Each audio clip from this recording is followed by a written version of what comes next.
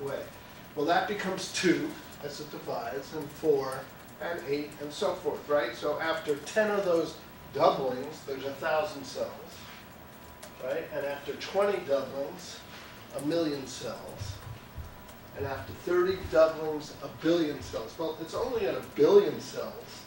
That's about a gram of tissue and about a cubic centimeter of size, right? A centimeter by a centimeter by a centimeter. That's when that's the earliest, generally speaking, that you can diagnose it, that you can find it. It's hard to find by palpation something that's small, but maybe a mammography or maybe MRI will find it by screening. So, I mean, by screening, I think you can find smaller things if they're associated with calcifications. But by palpation, in general, 1 centimeter diameter is about what you can find. If it's very superficial right under the skin, you can sometimes find smaller things. But generally, if it's deeper in the breast tissue, 1 centimeter. Exactly. So, and that's small. I mean, That's you may miss small. it. And if it's a fibrous breast, if it's a young breast, much harder than, something that's a fatty breast. So, and then 10 more doublings, 10 to the 12th cells, is a tumor burden that usually will kill a patient.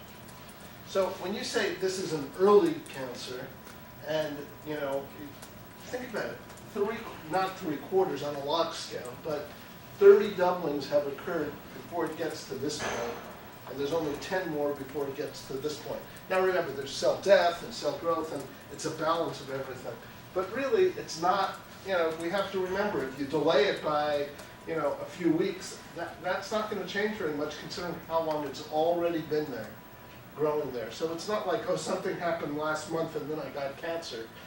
It doesn't happen that quickly.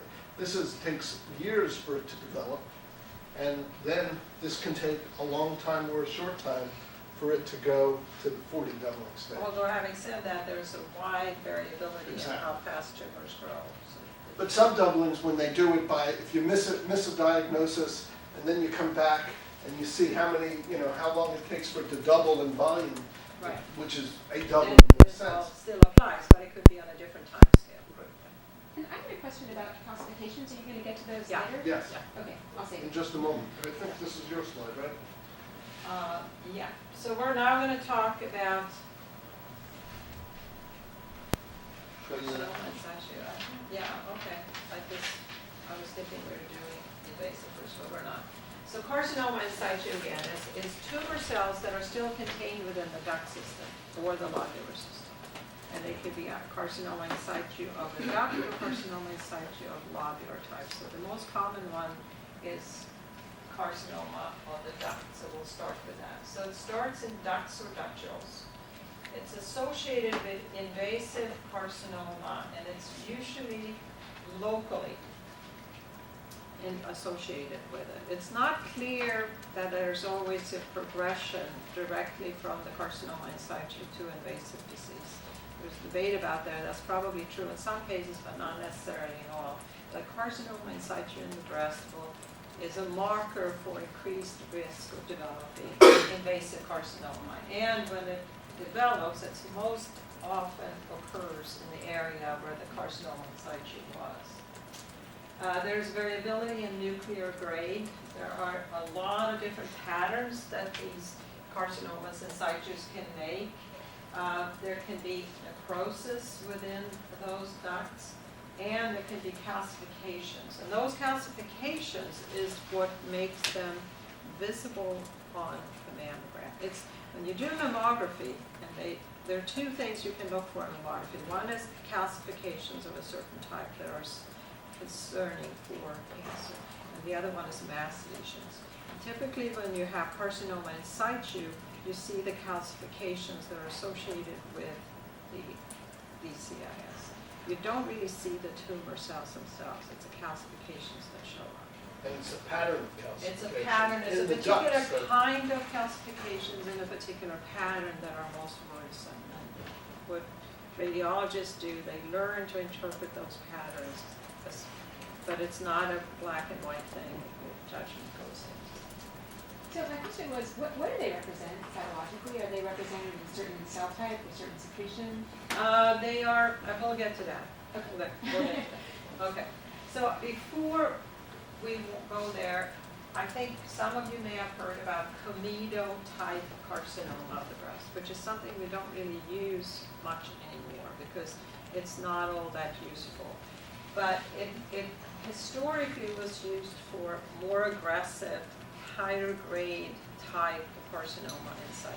In the next picture, I have a example of what used to be called a comedo-type carcinoma. And what you see here, these are duct-type structures that are now enormously expanded by tumor cells, much, much bigger than they should be normally.